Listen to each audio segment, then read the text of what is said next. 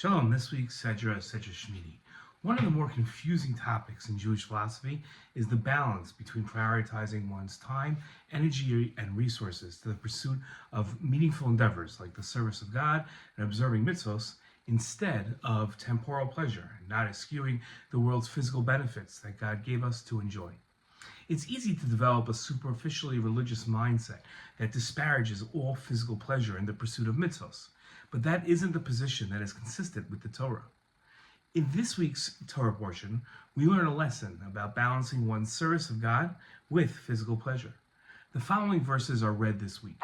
You shall not draw abomination upon yourselves through any rodent or insect that swarms. You shall not make yourselves tameh through them and become tameh. For I am your God. You shall sanctify yourself and be sanctified, for I am sanctified. You shall not make yourselves tameh through any swarming rodent or insect that moves upon the earth. For I am the one who brought you up from the land of Egypt to be your God. You shall be sanctified, for I am sanctified. Now, in his commentary to these verses, the Ibn Ezra wrote that this means that I did not take you out of Egypt for any reason but to be your God. If you will not be sanctified, I will not be a God to you. If you want me to be your God, you must be sanctified.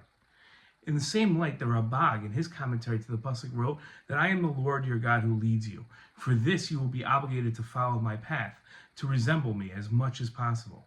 Since I am sanctified and separated from physical matter, it is fitting for you to be separated from matter as much as possible. This is why you shall not eat foods that are simply physical pleasures, and prevent the intellect from achieving its perfection, in which it will be sanctified and remain separated from physical matter.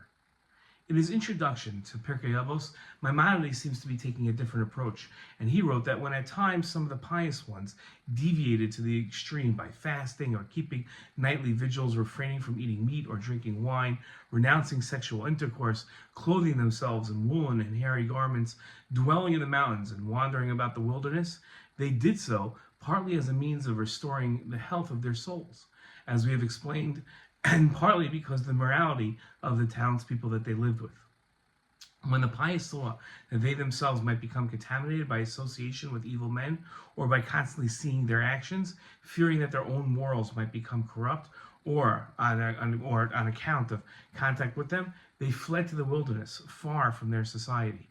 It aims at man's following the path of moderation, in accordance with the dictates of nature, eating, drinking, enjoying legitimate sexual intercourse, all in moderation, the Rambam wrote, and living among people in honesty and uprightness, but not dwelling in the wilderness or the mountains, or clothing oneself in garments of hair and wool, or afflicting the body.